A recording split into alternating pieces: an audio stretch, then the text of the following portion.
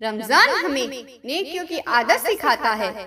اصل کامیابی یہ ہے کہ رمضان کے بعد بھی ہمارا تعلق نماز، قرآن اور روزوں سے باقی رہے۔ ایک نیکی کا اجر 10 گنا عطا عبادت صرف رمضان تک ہی محدود ہے۔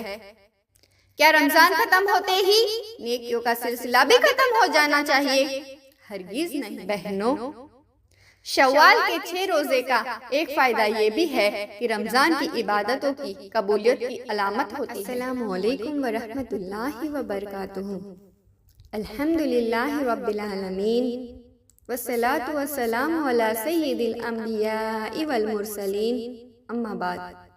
میری دینی بہنوں، ہم سب نے ابھی رمضان المبارک کے بابرکت مہینے کو رخصت کیا ہے۔ وہ مہینہ جس میں ہم نے روزے رکھے، تراویح پڑھی، قرآن کریم کی تلاوت کی، صدقہ و خیرات کیا اور اللہ تعالیٰ کی عبادت میں اپنے اوقات کو گزارے۔ رمضان دراصل ایمان کو تازہ کرنے اور دلوں کو اللہ کے قریب کرنے کا مہینہ ہے۔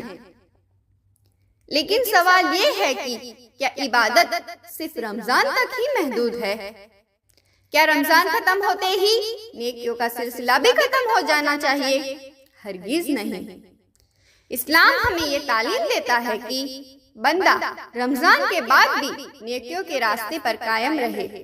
اسی لیے اللہ کے نبی صلی اللہ علیہ وسلم نے رمضان کے بعد شوال کے 6 روزے کی بڑی فضیلت بیان فرمائی ہے۔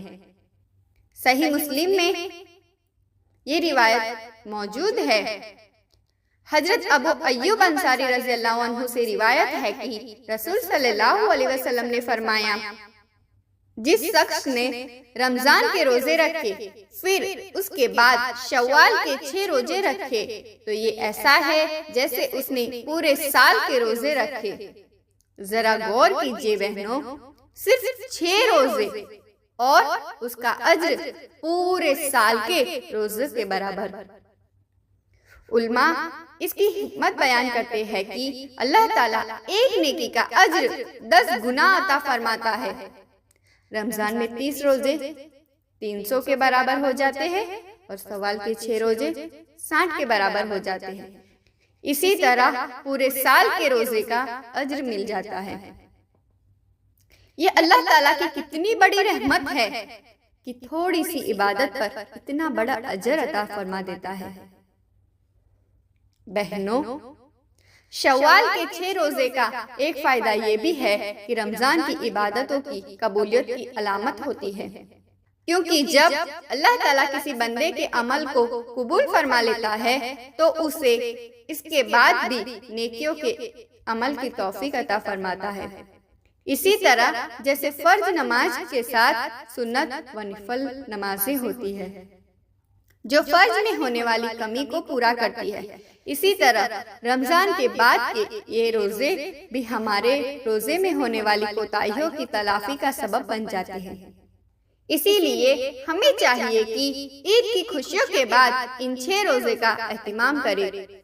یہ ضروری نہیں کہ مسلسل رکھے جائیں، بلکہ پورے مہینے میں کبھی بھی رکھے جا سکتے ہیں۔ اگر کوئی بہن چاہے تو ہفتے میں 1 یا 2 روزے رکھ کر بھی ان روزوں کو پورا کر سکتی ہے۔ میری پیاری بہنوں، رمضان ہمیں نیکیوں کی عادت سکھاتا ہے۔ اصل کامیابی یہ ہے کہ رمضان کے بعد بھی ہمارا تعلق نماز، قرآن اور روزوں سے باقی رہے۔